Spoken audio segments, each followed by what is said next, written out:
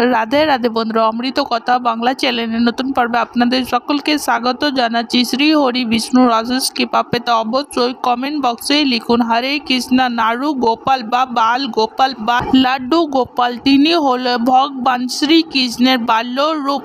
আমরা নাড়ু গোপালের পুজো করি, পরিবারের একজন সদস্যদের মধ্যে তাকে শিশু হিসাবে দেখি। বলা হয় যে বাড়িতে গোপালের পুজো হয় সেই বাড়িতে কখনো ধন সম্পদের অভাব হয় না, সেই বাড়ির সদস্যরা কখনো অর্থ কষ্টে ভোগে না। এছাড়া সেই বাড়ির সদস্যদের মধ্যে সবসময় শান্তি বিরাজিত থাকে, সুখ সম্পদে বজায় থাকে। বহু বাঙালি গৃহস্থ বাড়িতে গোপালের পুজো হয়, তবে গোপালের পুজোর কিছু নিয়ম আছে। এই নিয়মগুলি মাথায় রেখে আপনাদের গোপালের মূর্তি প্রতিষ্ঠা করা উচিত।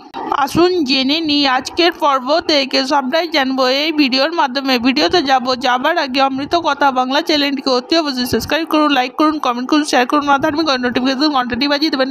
বাড়িতে যদি বাল গোপাল বা নাড়ু গোপাল বা লাড্ডু গোপাল থাকে, আমাদের যেই নিয়মগুলি অবশ্যই পালন করতে হবে। যে বাড়িতে গোপালের মূর্তি স্থাপন করা হবে সেই বাড়ির সদস্যদের মধ্যে যে কেউ সদস্য নিজে স্নান না করে, ভগবানকে স্নান না করিয়ে, ভোগ না দিয়ে কখনো নিজেরা নিজেদের খাবার খাবেন না। আগে বাল গোপালকে স্নান করাবেন, তাকে ভোগ দেবেন, খাওয়াবেন, তারপরে নিজেরা খাবেন। গোপালকে স্নান করানোর পরই পুজোর পরে ভোগ খাইয়ে সেই ভোগ নিজেদের মধ্যে খাওয়া উচিত। গোপালের মূর্তি যে স্থানে প্রতিষ্ঠা করবেন সেখানে অবশ্যই তুলসী কাঠের মালা রাখবেন।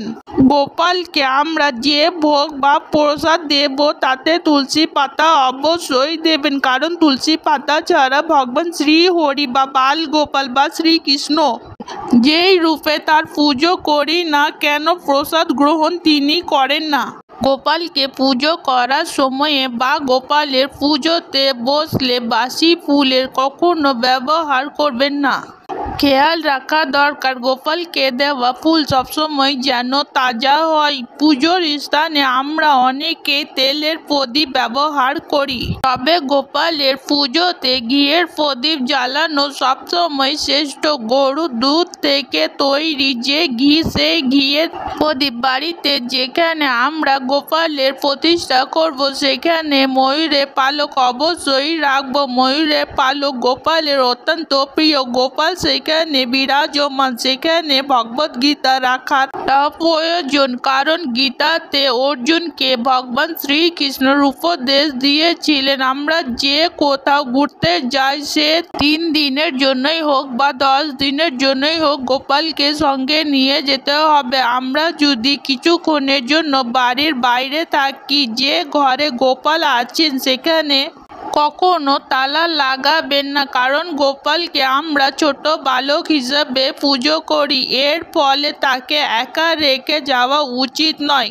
আমরা অনেক ঠাকুরই পুজো করি, কিন্তু সমস্ত পুজো যায় সৃষ্টিকর্তার উদ্দেশ্যে। ভিন্ন ভিন্ন রূপ নিয়ে ঠাকুরের পুজো করা হয়, তবে সব ঠাকুরেরই পুজো হলো ভগবানের পুজো। গোপালের পুজোর নিয়ম বিধি নিষ্ঠার সঙ্গে করতে হয়, না হলে কিন্তু গোপাল ঠাকুরের আশীর্বাদ পাওয়া যায় না। হে করুণা সিন্ধু দীনবন্ধু জগৎপতে গোপেশ গোপিকাকান্ত রাধাকান্ত নমস্তুতে।